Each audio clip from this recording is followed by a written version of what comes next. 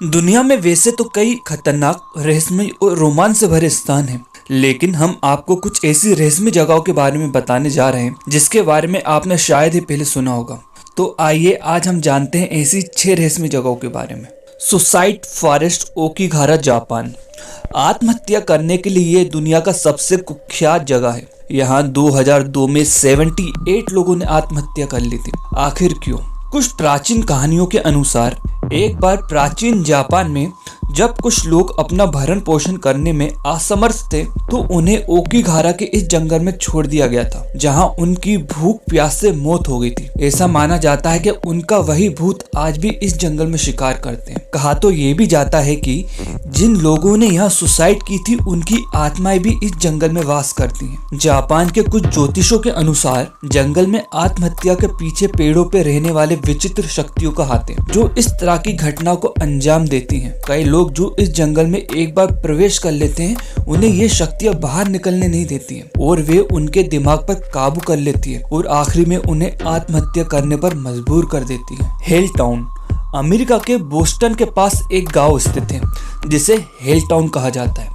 पूरा का पूरा गांव सुनसान पड़ा हुआ है। 1974 में बिल काउंटी में एक राष्ट्रीय उद्यान बनाने के लिए यहाँ के कई मकान को ध्वस्त कर दिया गया था।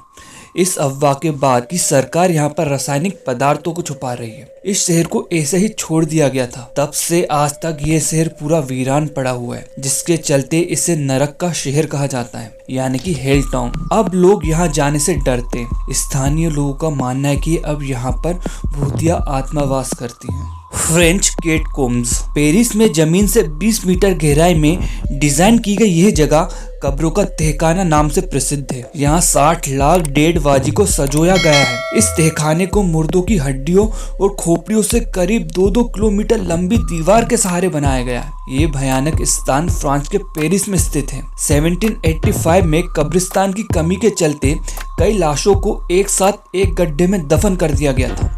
फ्रांस की राजधानी पेरिस का कोर्ट कैम्प लगभग 200 मीटर लंबा है, जहां लगभग 6 मिलियन कंकाल मौजूद हैं। इस कैट कैम्प को बहुत लोग देखने दूर दूर से आते हैं। हाशिमा आइलैंड, ये वीरान आइलैंड जापान में है। नागासाकी से 15 किलोमीटर की दूरी पर स्थित इस आइलैंड को भी भयानक माना जाता है। इसे 1890 में मित्सुबिशी कॉर्पोरेशन ने अंडर वाटर कोल माइनिंग के लिए खरीदा था। इस दौरान एक्सीडेंट और बेकार रहन सहन के चलते हजारों कैदियों की मौत हो गई थी। इस वजह से 1974 के बाद इस जगह को बंद कर दिया गया। 35 साल बाद 2009 में इसे फिर से दर्शकों के लिए खोल दिया गया। इसी वजह से इस जगह को जापान की सबसे खतरनाक जगहों में से एक माना जाता है। Snake island, Brazil.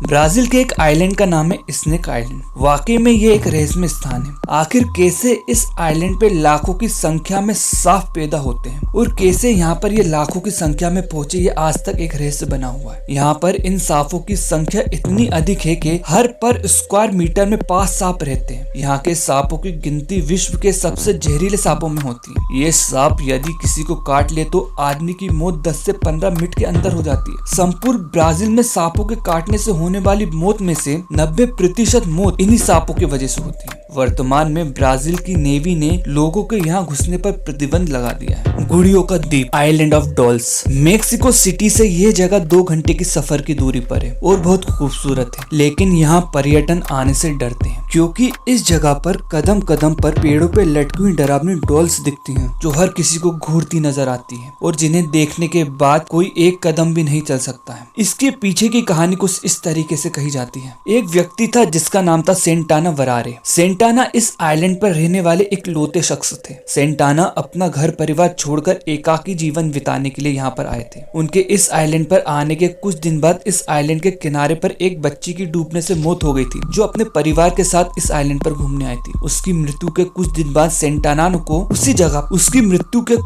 सेंटाना को उसी जगह पर पानी में तैरती हुई एक डॉल मिलती है, जहाँ की उस बच्ची की डूबने से मौत हो गई थी। सेंटाना उस डॉल को निकालते हैं और ना जाने क्यों उन्हें ऐसा लगता है कि उस डॉल से उस लड़की की आत्मा जुड़ी हुई है और यदि वो इसे अपने आइलैंड पर लटका देंगे तो वे आत्मा उन्हें परेशान नहीं करेगी और उसे एक पेड़ पर लटका देते हैं। और इसके बाद जब भी उन्हें इस आइलैंड के आसपास कोई भी डॉल मिलती है तो उसे निकाल कर उस आइलैंड के पेड़ पर लटका देते और धीरे धीरे ये संख्या सैकड़ों तक पहुंच। 1990 में वहां की कैनल्स की सफाई के वक्त ये आइलैंड लोगों की नजर में आया था। अगर आपको आज का वीडियो अच्छा लगा तो मेरे चैनल को लाइक, सब्सक्राइब और शेयर जरूर करिएगा और कमेंट करके जरूर बताइएगा आपको आज का वीडियो कैसा लगा।